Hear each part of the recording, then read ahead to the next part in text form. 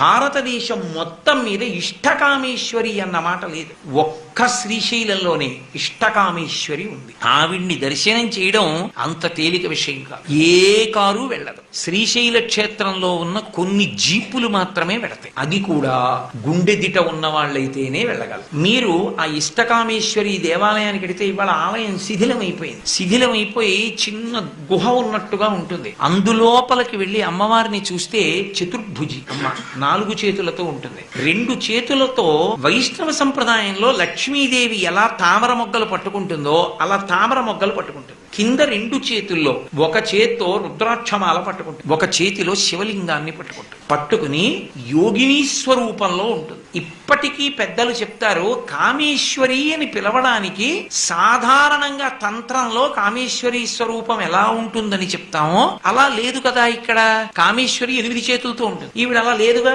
పైగా కామేశ్వరి కామేశ్వర అంటాం కదా, ఆ రూపం కాదు. మరి ఇష్టకామేశ్వరి అన్నది లేదు. మరి ఎందుకు వచ్చింది ఈవిడ? ఎందుచేత అంటే శ్రీశైలానికి ఒక్కదానికే ఓ లక్షణం ఉంది.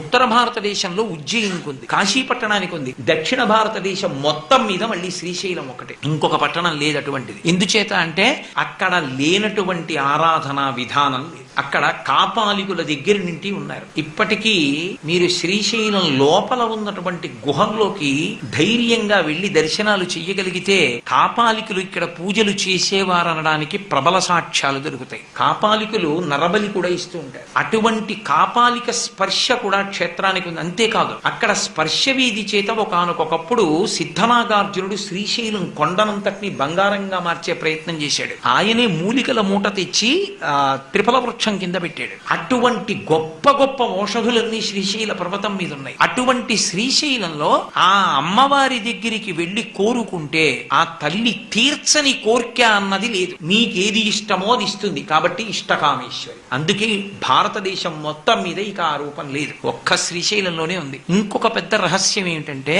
పరమ భాగవతోత్తములైనటువంటి వాళ్ళు వెళ్లి అమ్మవారికి బొట్టు పెడితే మెత్తగా మనుష్యుడి నుదురు ఎలా తగులుతుందో అలా తగులుతుంది ఆవిడ నుదురు. ఉలిక్కి పడతారు. ఈవిడ విగ్రహమా మనవకాంత అనిపిస్తుంది. ఆమె ఆయన లేనిదే ఉండదు. పక్కనే శివాలయం ఉండేది, కానీ ధూర్తులు శివలింగాన్ని కూడా పెళ్లగించేశారు. ఆ ప్రదేశంలో ఇప్పటికీ పెద్ద గొయ్యి ఉంటుంది. అసలు ఇంకొక పెద్ద చమత్కారం ఏంటంటే అక్కడ ఉండేదంతా చెంచు, ఎవ్వరూ నాగరికులు ఉండరు. మీరు అక్కడికి వెళ్లి కొంచెం కళ్ళు మూసి కూర్చుంటే సెలయేళ్ల ప్రవాహం చేత మీకు ధ్యానమునకు అత్యంత యోగ్యమైనదిగా ఉంటుంది. అక్కడ ఉండే చెంచుల్ని మీరు సంతోషంగా వాళ్ళని పలకరించి మాట్లాడితే వాళ్ళు తమ విలువిద్య విన్యాసం మీకు చూపిస్తారు. అటువంటి ఇష్టకామేశ్వరి దేవాలయం ఒక్క శ్రీశైలంలోనే మీరు చూడగలరు. భారతదేశం మొత్తం మీద ఇష్టకామేశ్వరి అన్న మాట లేదు. ఒక్క శ్రీశైలంలోనే ఇష్టకామేశ్వరి ఉంది. ఆవిడ్ని దర్శనం చేయడం అంత తేలిక విషయం కాదు. ఏ కారు వెళ్ళదు. శ్రీశైల క్షేత్రంలో ఉన్న కొన్ని జీపులు మాత్రమే వెళతాయి. అది కూడా గుండెదిట ఉన్న వాళ్ళైతేనే వెళ్ళగలరు. మీరు ఆ ఇష్టకామేశ్వరి దేవాలయానికి వెడితే ఇవాళ ఆలయం శిథిలమైపోయింది. శిథిలమైపోయి చిన్న గుహ ఉన్నట్టుగా ఉంటుంది. అందులోపలికి వెళ్లి అమ్మవారిని చూస్తే చతుర్భుజి అమ్మ 4 చేతులతో ఉంటుంది. 2 చేతులతో వైష్ణవ సంప్రదాయంలో లక్ష్మీదేవి ఎలా తామర మొగ్గలు పట్టుకుంటుందో అలా తామర మొగ్గలు పట్టుకుంటుంది. కింద 2 చేతుల్లో ఒక చేత్తో రుద్రాక్షమాల పట్టుకుంటుంది, ఒక చేతిలో శివలింగాన్ని పట్టుకుని యోగిని స్వరూపంలో ఉంటుంది. ఇప్పటికీ పెద్దలు చెప్తారు, కామేశ్వరి అని పిలవడానికి సాధారణంగా తంత్రంలో కామేశ్వరి స్వరూపం ఎలా ఉంటుందని చెప్తామో అలా లేదు కదా. ఇక్కడ కామేశ్వరి 8 చేతులతో ఉంటుంది, ఈవిడ అలా లేదుగా. పైగా కామేశ్వరి కామేశ్వర అంటాం కదా, ఆ రూపం కాదు. మరి ఇష్టకామేశ్వరి అన్నది లేదు. మరి ఎందుకు వచ్చింది ఈవిడ? ఎందుచేత అంటే శ్రీశైలానికి ఒక్కదానికే ఓ లక్షణం ఉంది.